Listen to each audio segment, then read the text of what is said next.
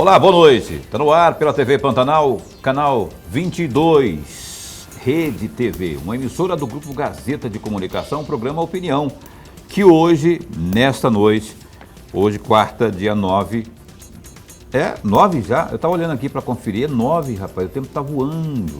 9 de fevereiro de 2022. Como vai? Vai bem? Opinião está no ar aqui hoje e a gente vai falar sobre Previdência Social. Mais uma vez está a postos aqui. Ela, a Fabiana Tretel. A Fabiana Tretel já esteve conosco aqui no ano passado, ela é gerente da agência Centro do INSS, a maior agência, inclusive, do INSS aqui no estado de Mato Grosso. Vai falar aí e dirimir as dúvidas de muita gente, não é? Tem essa situação nova, novíssima aí, que é a prova de vida. Aliás, que vai facilitar, pelo menos a gente espera, né, a vida de muita gente aí. E outros assuntos mais. E você tem alguma dúvida sobre Previdência Social, enfim, você pode interagir com a gente via WhatsApp 99932-2529. Está aí na tela para você e você manda seu WhatsApp em texto, assunto pertinente, evidentemente, aqui a questão da Previdência, do INSS. E aí a Fabiana vai estar ao longo do programa respondendo ao seu questionamento, tá bom? Donenberg, boa noite. Boa noite, Paulo Coelho, e um grande abraço, mas um grande abraço mesmo a todos os nossos telespectadores, a razão maior do nosso programa. A você que se liga aqui no Opinião, pela página no Facebook da TV Pantanal, muito obrigado pelo carinho da companhia, viu? Aliás, o Opinião que daqui a pouco, no mês que vem já, não, no outro, em abril, né? Vai completar 2 anos com a sua sempre companhia aqui, ao vivo, todas as noites de segunda a sexta. E a você que acompanha também pelo www.gazetadigital.com.br. Muito obrigado pelo carinho da companhia também. Fabiana Tretel, muito bom recebê-la de novo aqui, viu? Para a gente esmiuçar e dirimir as dúvidas, né, as principais quanto à Previdência. A gente pensa que não, mas muita gente acaba tendo envolvimento direto ou indireto na questão previdenciária. E aqui no estado temos a maior agência delas, que fica ali na Getúlio Vargas, onde você gerencia.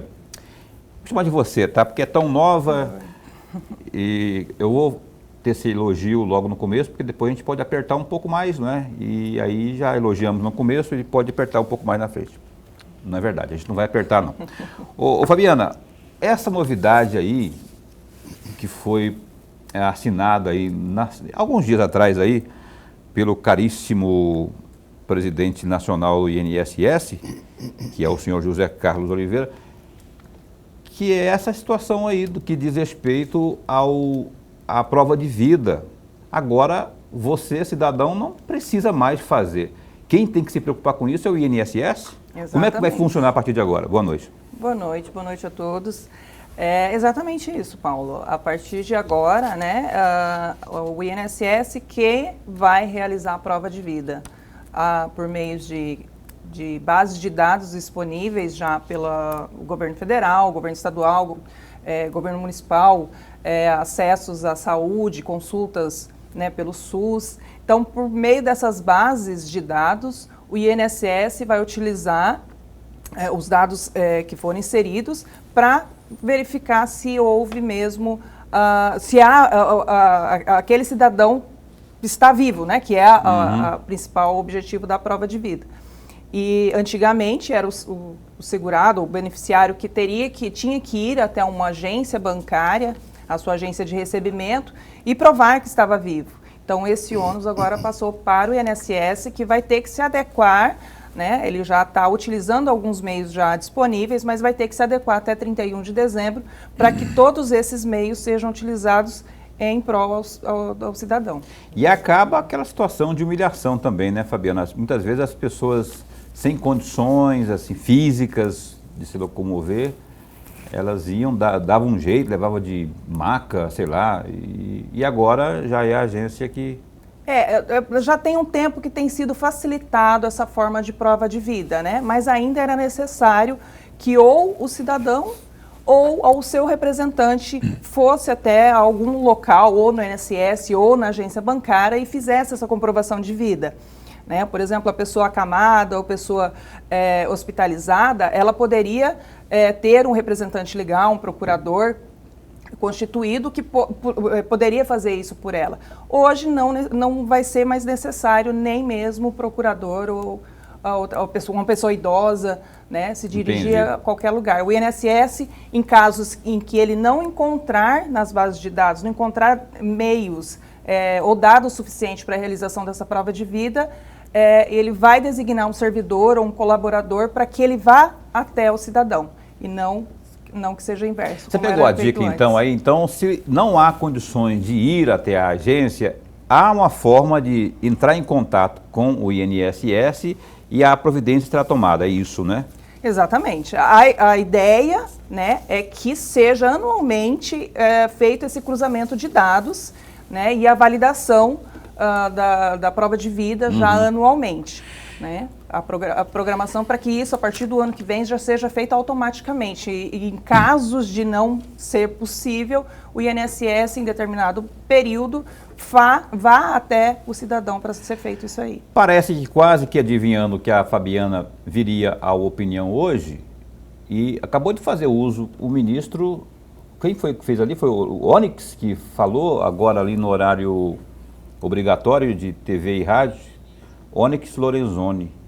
Ele falou exatamente sobre isso, a prova de vida, isso que a Fabiana Tretel está esmiuçando aqui, né? O quão útil será para o cidadão, a maioria dos cidadãos, não é, fazer aí a prova de vida sem ter que se submeter àquilo que era alegado como ou dificuldade ou constrangimento no passado aí, que agora, de agora em diante, a promessa é que isso não ocorrerá mais.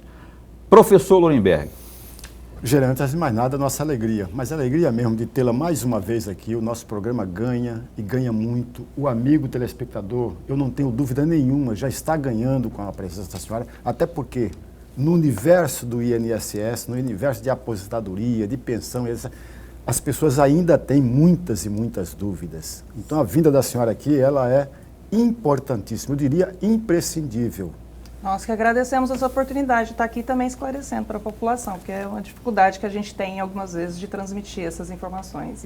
Exatamente. E a primeira questão que eu gostaria de uma reflexão da senhora, gerente, é a questão da pensão por morte.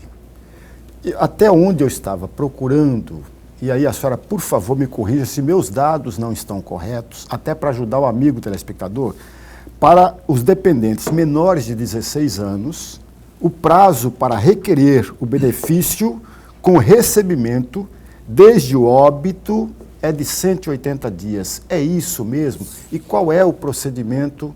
É o menor que vai fazer o requerimento? Ou é alguém responsável por esse menor? Como que se dá esse procedimento? O menor de 16 anos hoje, ele ainda necessita do representante legal, né? Seja o tutor nato, o pai, mamãe, ou aquele que detém a guarda do menor, né? Ele ainda não responde civilmente pela a sua, né, não tem essa responsabilidade ainda, então ele depende de um responsável para dar entrada no requerimento, né? Assinar o requerimento, apresentar como, inclusive para receber o benefício também, né? A partir dos 16 anos, dos 16 aos 18 anos, aquele que que for dependente, né, para requerer a pensão por morte, ele pode fazer o requerimento, desde que ele assine um termo de responsabilidade. E a partir dos 18 anos, qualquer pessoa, né, capaz, civilmente, pode fazer esse requerimento. E o prazo é esse mesmo? É esse mesmo, 180 dias. Houve alguma mudança? Houve. Essa mudança não é recente, ela já tem um tempo, porque anteriormente não tinha prazo para o menor de idade fazer esse requerimento para recebimento a partir do óbito, né? Porém, foi feita uma alteração, se não me engano, em 2018 ou 2019, agora não me recordo. 2019. Que houve essa alteração, né, estipulando esse prazo para que se receba a partir do óbito. Não que ele não possa mais requerer a partir de 180 dias. A questão só é que o recebimento do benefício, se for requerido a partir de 180 dias, vai ser a partir da data do requerimento e não da data do óbito do instituidor. Eu quero voltar na questão da prova de vida. Essa modernização toda anunciada pelo governo federal terá custo para o cidadão comum? O cidadão que precisar? Não. Inicialmente, isso é uma determinação, né, do presidente, e foi elaborada em conjunto com o governo federal, com o Ministério do Trabalho, para que realmente não haja custo, né, nem mesmo do deslocamento do cidadão até uma agência ou até o banco de recebimento dele. Então, é justamente para evitar qualquer tipo de custo que ele tenha em relação à necessidade, à exigência da prova de vida. Então, não há sem custo nenhum também, sem né? Custo. Bom, antes de passar para o Lorenberg aqui, já no início do programa, que ao longo do programa eu quero voltar a tocar nesse assunto, não é? Até para dirimir todas as dúvidas, esclarecer, porque existe um canal que é o 135, que é um guarda-chuva, assim. Lá você encontra todo tipo de informação e procedimento também, não é? Eu queria que a Fabiana, por gentileza, explica para a gente o que o usuário, é o usuário que fala, o que o cidadão poderá encontrar no canal 135, de que forma acessar e o que ele encontrará lá para resolver os problemas mais comuns, por exemplo, que muita gente não encontra. Então, no 135 é o canal para o cidadão, né, de forma telefônica. Hoje, o canal 135 é praticamente, né, 90% dos serviços do INSS já estão disponíveis pelo 135. 90%? 90%. Inclusive, os requerimentos de benefício, eles podem ser feitos pelo 135, todos eles, além também do aplicativo Meu INSS. O 135 também ele serve para dar informações para o cidadão em relação aos seus direitos, né, em relação aos benefícios que ele está pleiteando, em relação a formas de pagamento de contribuições, né, muitas pessoas pagam também como autônomo, né, e a gente chama de contribuinte individual, então ela tem acesso a essas informações também sobre o valor mínimo de contribuição, sobre o código de contribuição, né, sobre como pagar essa contribuição e aí vai, né, sobre os requerimentos já abertos, o andamento desse processo. O 135 hoje é nosso principal aliado em relação ao atendimento da agência, né? Particularmente agora nesse momento de pandemia, nós estamos restritos na agência a atendimentos somente agendados, né? Eles têm que ser previamente agendados para que a gente consiga atender e fazer essa organização dentro da agência, evitando aglomeração. Então, o 135 hoje, para nós, é o nosso principal parceiro em relação à prestação de informações para o cidadão. Inclusive, também o agendamento, para ele poder comparecer numa agência, o 135 realiza. Mas é 24 horas? Porque, assim, tem muita gente que vai encontrar dificuldade, vai encontrar um menu ali e, de repente, não pode. Uma pessoa mais leiga, ela pode não ter esse discernimento. Há um atendente lá que tem essa paciência de fazer com que a pessoa avance, porque eu vejo muita gente sem paciência, os mais idosos principalmente, chega ali nos primeiros 2 minutos ali, já não, dependendo da demanda, né, daquela que ela está precisando, ela desiste, não é? O 135 ele sempre tem um horário de fluxo mais elevado. Geralmente, é 24 horas? Não, ele não é 24 horas, mas ele atende das 7 da manhã às 9 da noite, de segunda a sexta-feira. Então é um horário bastante né, grande em relação a essa disponibilidade para o cidadão. Mas eu também ouço essas reclamações sobre o acesso ao 135 e a gente orienta sempre que a pessoa ligue num horário de menor fluxo, que é na parte da tarde, é na parte da noite, né? Ele vai até às 9 horas da noite, inclusive no sábado. No sábado é um horário também, é um dia muito tranquilo de atendimento. E a gente orienta assim, no atendimento do 135, na ligação automática, no momento que o atendente digital atende, ele pede o CPF e data de nascimento. E algumas vezes esses dados não bate, ele né, dá alguma divergência ali de informação e não bate. Então a gente orienta que caso ocorra essas situações, que ele espere o atendente digital, né, pedir a confirmação. Ele pede, acho que até 3 vezes a confirmação desses dados e depois ir direto para um atendente pessoal. Humano. né? Muita gente reclama disso, de que não conseguiu porque digitou um número errado, acaba não conseguindo passar para o atendimento que ele necessita. Então é fazer isso, aguardar o atendimento digital, que aí logo depois vai ser transferido para o atendimento pessoal. Então, se você acha que você está sendo atendido por um robô, que é o chamado atendimento digital, se deu alguma coisa lá que não está avançando, a orientação aqui da Fabiana Tretel é que você tenha um pouquinho mais de paciência, porque logo um atendente humano, uma pessoa, vai atender aí a você, né, a sua ligação, e aí ficará mais fácil de você, inclusive, usar uma linguagem mais coloquial e assim tentar dirimir aí, resolver aquilo que você está procurando pelo 135.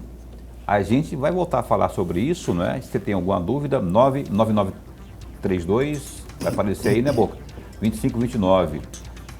Tá aí para você interagir conosco. Se tem alguma dúvida sobre isso tudo que a gente está falando aqui, pode acionar o nosso WhatsApp. Opinião dá um tempinho só e volta já já. Ok, a gente já está de volta aqui ao vivo nesta noite. Hoje entrevistando aqui a caríssima Fabiana Tretel. A Fabiana, que é gerente da maior agência do INSS aqui no estado de Mato Grosso. Aquela que fica ali, ó, na Getúlio Vargas, ali subindo Getúlio Vargas à esquerda, de quem vai sentido lá para o bairro Goiabeiras, enfim. E é a maior agência do estado de Mato Grosso. Tem quantos servidores ali, Fabiana? No total, hoje nós estamos com 25 servidores na agência, entre estagiários, né, nós temos alguns cedidos também, mas no total ali atuando peritos, serviço social, 25 servidores. É a maior, eu não menti não, porque eu falei maior, porque da outra vez era maior, né? Mas sim, continua sendo ainda em relação ao volume de atendimento. Volume de atendimento, isso mesmo.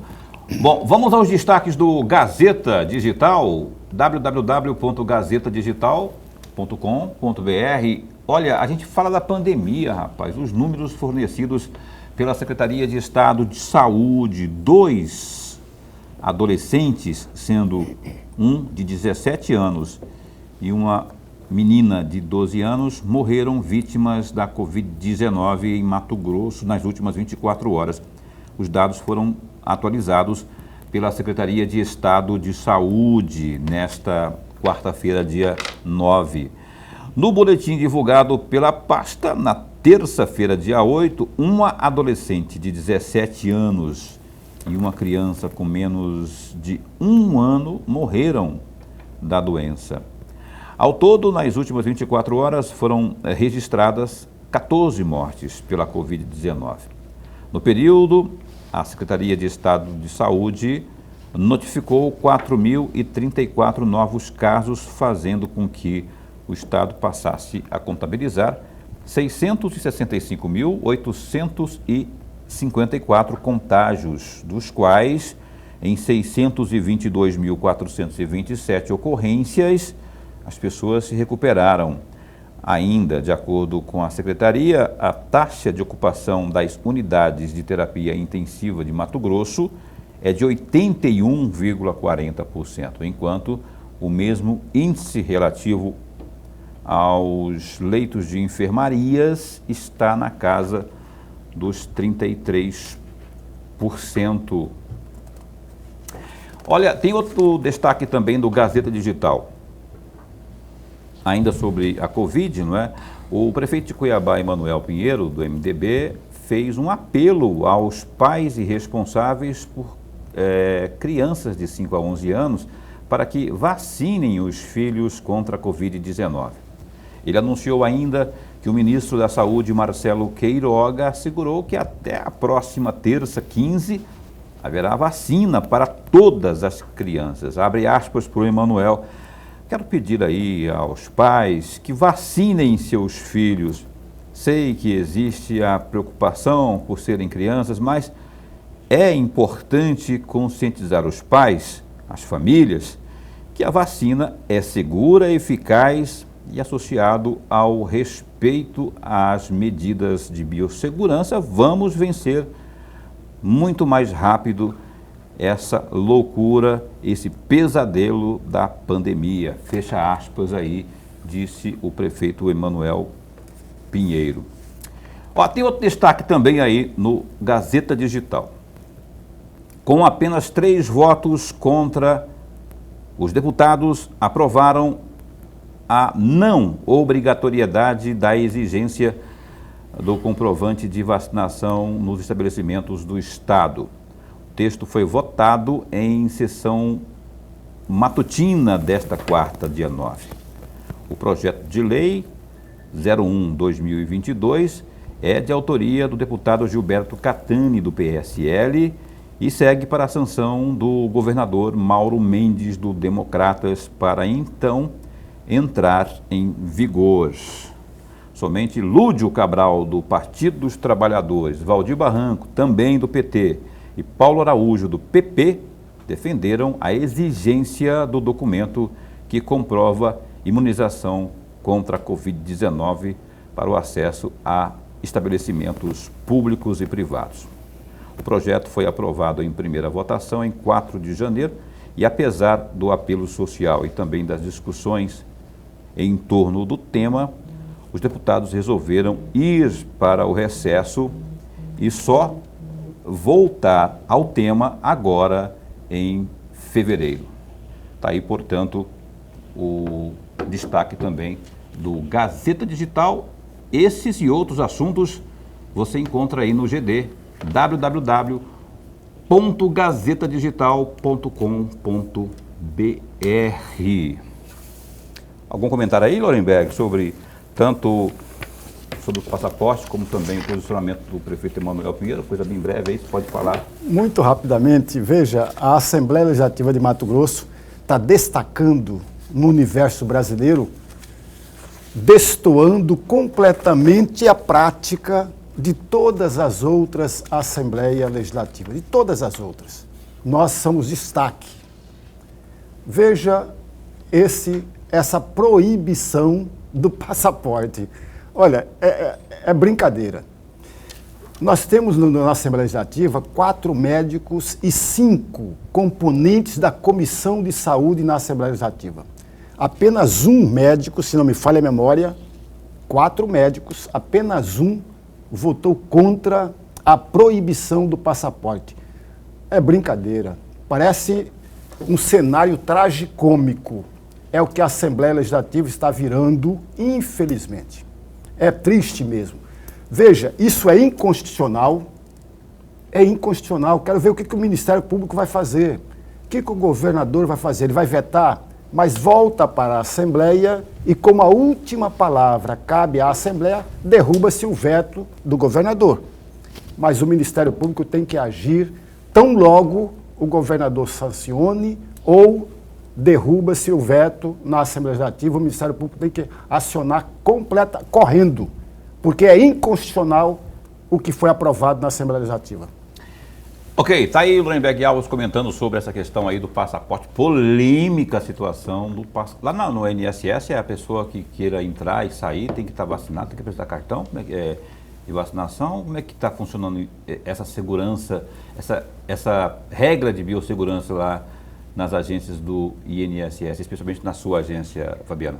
Não, essa obrigação a gente ainda não tem como exigir, principalmente porque a gente recebe muitas pessoas que estão em tratamento médico, inclusive, né, impedidas de tomar a própria vacina. Né?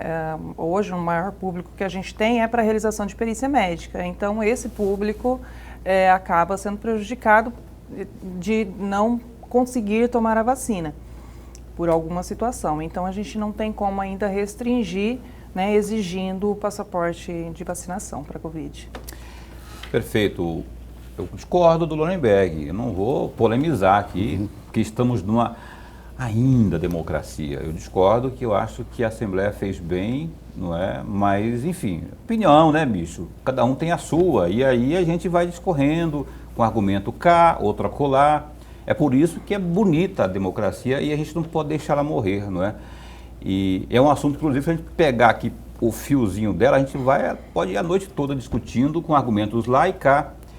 E, inclusive, se você tiver alguma opinião sobre isso que a gente leu aqui agora, esteja à vontade para interagir com a gente aqui se concorda, se não concorda, se vai vacinar o filho, se não vai, se o prefeito está certo ou está errado de pedir para os pais, etc, etc, etc.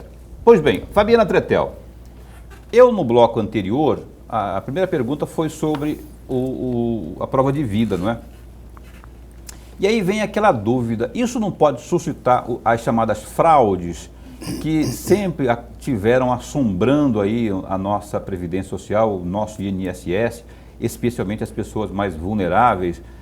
Com isso agora, como é que fica em termos de providências o INSS e orientação para que as pessoas não incorram, não sejam vítimas de fraude? Realmente, a prova de vida é um dos principais mecanismos que o INSS tem para evitar fraudes, né, de recebimento de benefício. E a própria prova de vida presencial, ela ainda apresentava algumas falhas, né? Nós tivemos alguns casos de pessoas que continuaram recebendo ou que não eram a pessoa, né, do titular do benefício que receberam como se fosse.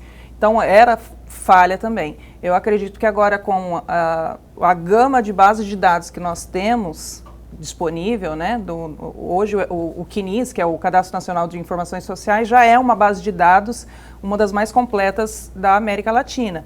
Então, agregado a outras bases de dados que a gente vai ter acesso, isso vai com certeza evitar, né, que muitos recebam indevidamente o benefício.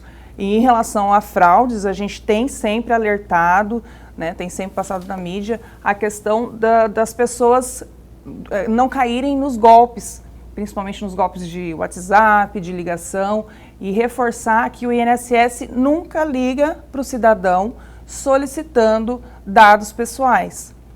O 135 não vai solicitar dados pessoais.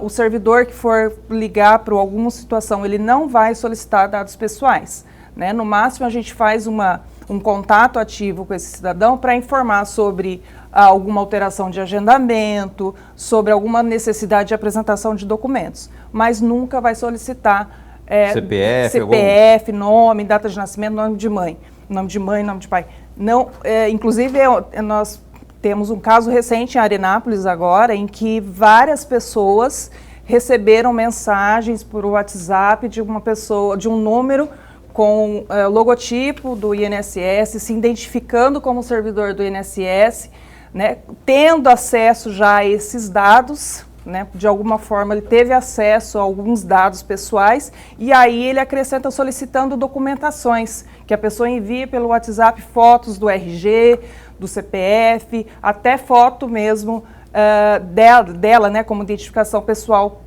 dela. Isso claramente uma tentativa de fraude para roubar os dados dessa pessoa, possivelmente para fazer algum empréstimo consignado, porque hoje os bancos são todos digitais, né, e ele pede esse reconhecimento facial. Então, pedindo uma foto para a pessoa, né, ele vai estar já vulnerável para sofrer um golpe em relação, por exemplo, a um empréstimo consignado e vários outros também. Então, a gente alerta e reforça para que as pessoas não passem informações pessoais pelo telefone, ou pelo WhatsApp, ou por SMS, porque o INSS nunca solicita dados pessoais quando faz essa ligação para o cidadão. Então, essa aqui é a dica principal. E é muito importante a gente frisar isso, porque muita gente, os incautos principalmente, não é, desprovidos dessas informações que a Fabiana passou aqui, acabam, não é, que estão ávidos para tentar conseguir avançar em algum tipo de demanda, ou até mesmo empréstimo, vê a facilidade, mas não vê o perigo. Então, não, o INSS não entra em contato, não pede esse tipo de informação, CPF, então saiba que é golpe. E o golpe está aí, cai quem quer. E foto, principalmente, nada. Aliás, quando houver insistência, Fabiana, a pessoa deve fazer o quê? Deve procurar a polícia, porque tem uns caras que são chatos, né? Que eles persistem. É importante que essas pessoas, mesmo que não, né, não se concretize a situação da fraude ou do golpe, que elas façam um registro da ocorrência, um boletim de ocorrência, para que o INSS também tenha conhecimento dessas situações e haja de alguma forma. Né? E porque, tendo conhecimento disso, a gente tem como agir. Se a gente não sabe de como está ocorrendo a situação, a gente não tem como saber agir também. Então, é importante que essas pessoas, as que, né, foram lesadas por algum tipo de golpe e aquelas que também tiveram uma tentativa desse golpe, é importante que elas façam o registro de boletim de ocorrência e também podem fazer uma denúncia pelo 135, né, em relação a essa situação. O 135 é um canal também para receber denúncias, receber sugestões, reclamações. Então, façam esse contato com o INSS para que a gente tome as providências necessárias. 135 também serve para denúncia, viu? É um guarda-chuva, que nem eu falei no começo do programa. Lá você tem, por meio desse canal, 135, canal telefônico, né? E a oportunidade, inclusive, de fazer denúncia aí para afastar esse fantasma aí que o cara, quando quer fazer maldade, ele cria, ele inventa moda e aí ele vai ficar ligando aí para as pessoas tentando se sair bem sobre especialmente aqueles que dependem da Previdência Social. Lorenberg. Gerente, a senhora falava no bloco anterior sobre o agendamento, sobre reclamações, e a minha questão está exatamente aí. Mas antes da questão, eu gostaria de se ocorrer os meus dados aqui estiverem errados, por favor, me corrija. Caminhando pelos sites do INSS, em vários estados, eu deparei com um conceito de agendamento. Agendamento da Previdência Social tem por finalidade viabilizar um atendimento mais cômodo e resolutivo para o cidadão, além de permitir às agências planejarem-se para atendimento de acordo com a força de trabalho de cada unidade. Fecham aspas. Foi isso que eu tirei de um site do INSS. E aí eu gostaria muito, se tiver errado aqui, isso que eu acabei de ler, a senhora, por favor, me corrija. E aí vem a minha pergunta, já que a senhora falou, no bloco anterior, se não me falha a memória, na penúltima resposta do bloco anterior, a senhora falava em agendamento, em reclamações. Diante de tudo isso, do agendamento da Previdência Social que foi falado aqui, para a comodidade do usuário, qual é o índice percentual de reclamações que a senhora tem recebido e qual é a reclamação mais comum que a senhora tem recebido? Está corretíssima essa definição sobre o agendamento. Inclusive, eu como gestora de uma unidade, né, que recebia o fluxo até 2019, por exemplo, de 550, 600 atendimentos por dia, a gente ter essa gestão em relação ao que a gente vai receber dentro da agência e poder proporcionar um tempo de melhor qualidade para o cidadão que agendou o seu horário, que vai estar ali, vai ter um servidor ali disponível para tirar a dúvida dele, é muito melhor, né, para ambos os lados.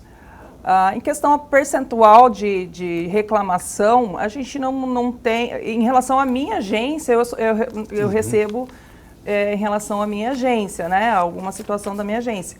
Atualmente, eu vou ser bem sincera, nosso sistema de sugestões e reclamações, ele teve uma alteração agora no último ano, ele é o fala.br, né, que é a atual ouvidoria do governo federal, incluindo o INSS.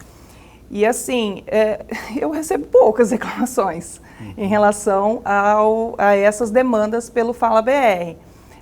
As principais que nós recebemos, geralmente é sobre um requerimento que ainda está demorando para ser analisado, ou um benefício que alguma situação não foi considerada no benefício dele, né? Mas geralmente é sobre a concessão do benefício que foi requerido. Essa é a reclamação. E é um canal interessante para a gente poder também, né, ter acesso a essa informação, porque assim, passam diversas pessoas ali, eu não tenho como ter o controle de cada benefício de cada pessoa que tem ali ou que são mantidos dentro da minha agência. Então esse canal é importante para que chegue até nós aquela situação e a gente tenta e a gente tentar corrigir da melhor forma. E, diante disso, também poder dar a resposta para o cidadão. Porque quem reclama na porta da agência, a gente não tem como dar uma resposta oficial. Pelo Fala BR, a gente recebe a situação, a gente analisa a situação, tenta resolver da melhor forma e dá essa resposta para o cidadão, né? Então, o agendamento e toda essa parte digital que hoje o INSS dispõe facilita tanto o acesso do cidadão até o servidor do INSS, como também a nossa gestão dentro da agência. São ferramentas que nós temos disponíveis hoje que facilitam a nossa vida. O atendimento lá dentro da agência, com essa digitalização, está mantido? Como é que funciona? Só para intervalo comercial? Está mantido? Está mantido. O atendimento administrativo até dia 14... Administrativo e perícia média a partir de 14 de setembro do ano passado, né, ele já está liberado. Nós tivemos uma restrição em relação a alguns serviços agendados, mas hoje nós já temos serviços disponíveis, tanto administrativo, quanto de avaliação social, quanto de perícia médica, já agendados, né, todos agendados. Estão restritos ainda ao agendamento, né? Mas estamos todos atendendo. Pelo 135 também. Pelo 135, pelo aplicativo Meu INSS, e o agendamento não tem necessidade de você fazer o login. Muitas vezes a pessoa, ela quer ir numa agência, ela agenda para ir numa agência, porque ela não está conseguindo acessar o aplicativo. Então, ela não, só para informar que para o agendamento não é necessário fazer o login no aplicativo, é só agendar. Agendamento sem login, então, não precisa ter essa preocupação aí com senha, essas coisas todas não. Só acessar aí, discar 135. Olha, a gente agarrou na conversa aqui e passamos do horário de chamar o break comercial. A gente volta já já com Fabiana Tretel do INSS. Pois bem, o programa Opinião está de volta aqui, hoje entrevistando a Fabiana Tretel, que é gerente de uma das agências do INSS aqui no estado de Mato Grosso, a maior agência aqui do estado do INSS, que é aquela que fica ali na Getúlio Vargas, aqui em Cuiabá, não é? A Fabiana, ela é gerente de lá. Aliás, eu quero mandar um abraço aqui pro Odair Eggs, que é o gerente executivo, né? Ou é diretor executivo que fala? Gerente executivo. Gerente executivo, viu, Odair? Falei com o Odair hoje, ontem. Mandar um abraço aí, então, pro nosso diretor executivo do INSS, o Odair Eggs.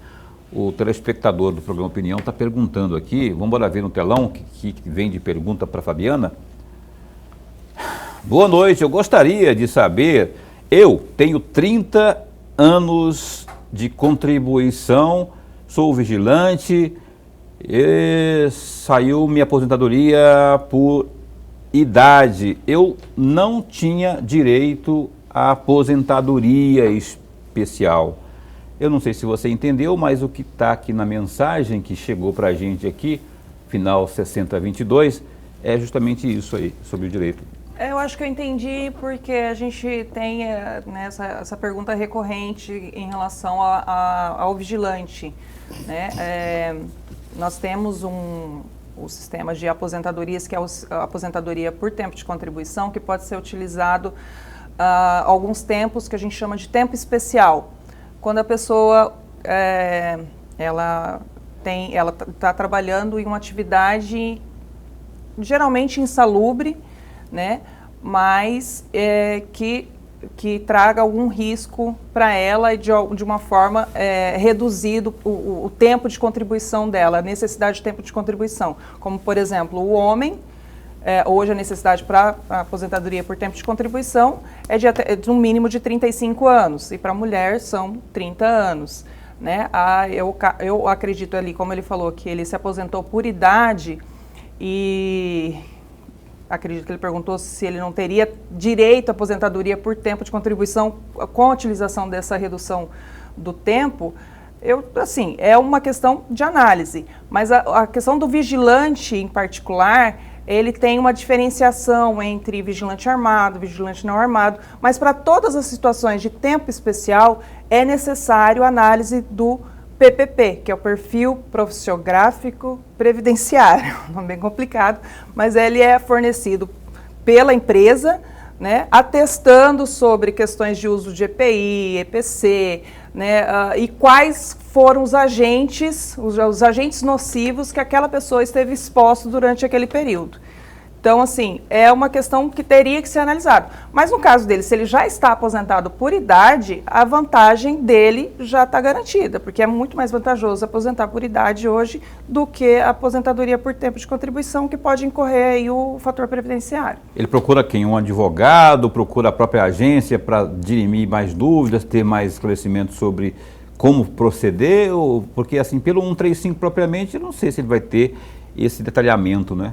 Como ele já está aposentado, foi o que eu entendi que ele falou, ele não tem mais aonde recorrer, não existe mais a desaposentação, mas nunca existiu a desaposentação. Se ele está aposentado, né, ele vai continuar aposentado, aposentadoria por idade, hoje não tem mais a recorrer. É porque já está aposentado já. Exato.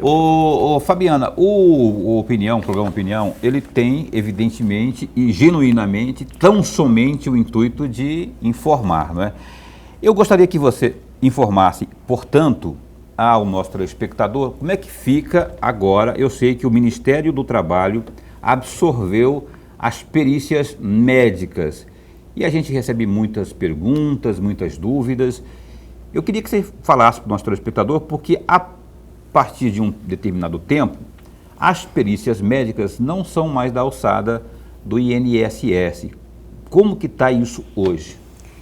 A questão da perícia médica, né, hoje é uma categoria à parte da instituição INSS.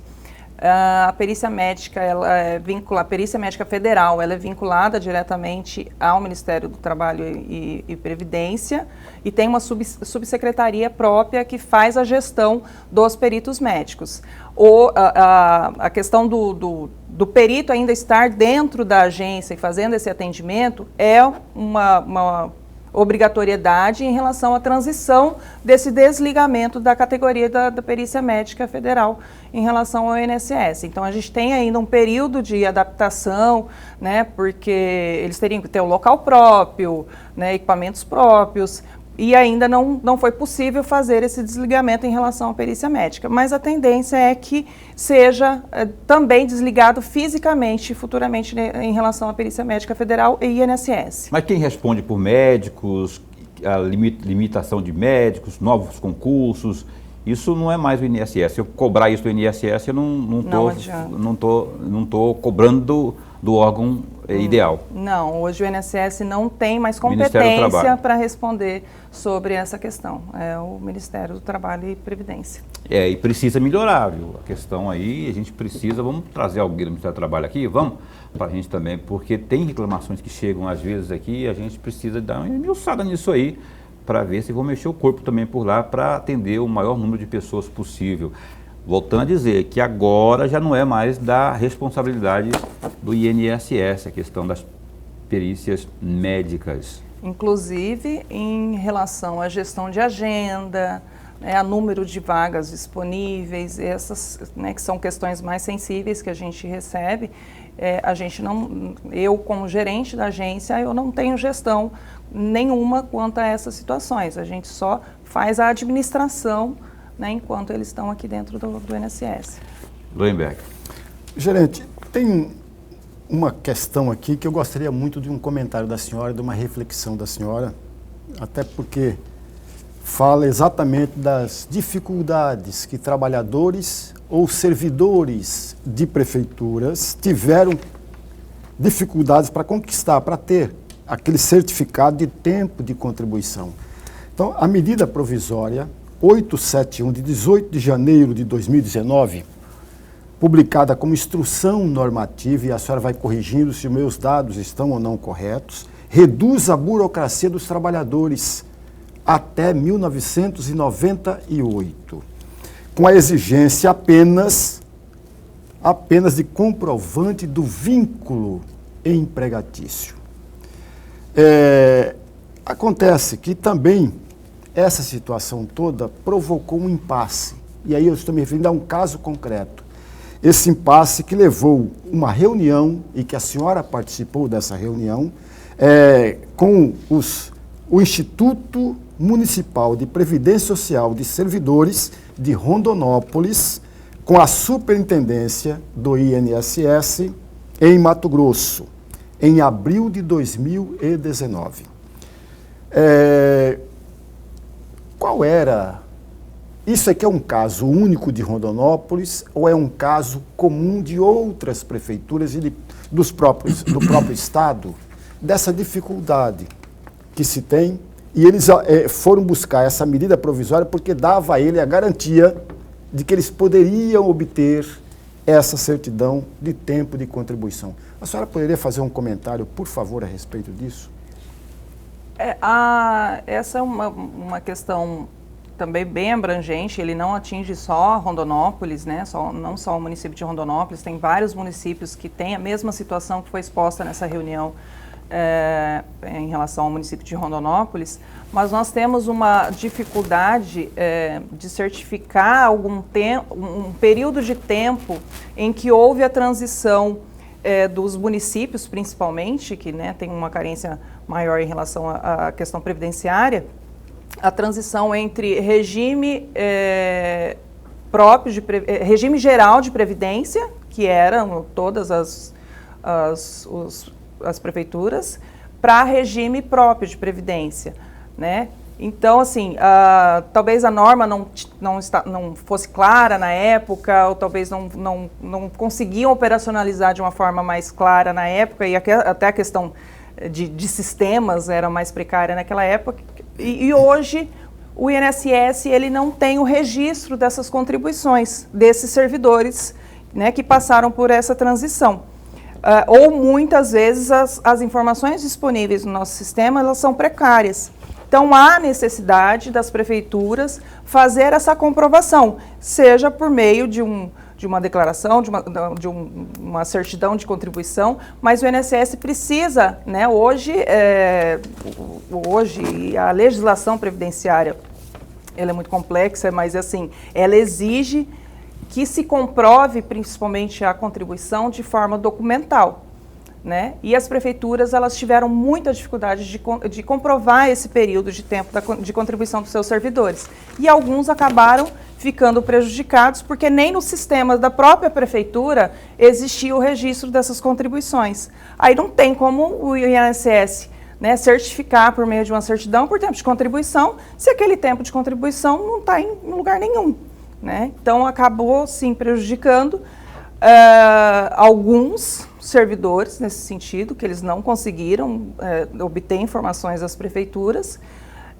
E aí, assim, o INSS não realmente fica sem poder agir no sentido de ajudar esses servidores que foram prejudicados. Eu preciso de uma pincelada de 30 segundos a 40 segundos sobre a telemedicina. Eu falei agora da questão da perícia médica, mas os parceiros do INSS, de acordo com uma decisão aí que foi publicada agora, inclusive, ela permite os parceiros fazerem a telemedicina, não é? Como é que se dará isso?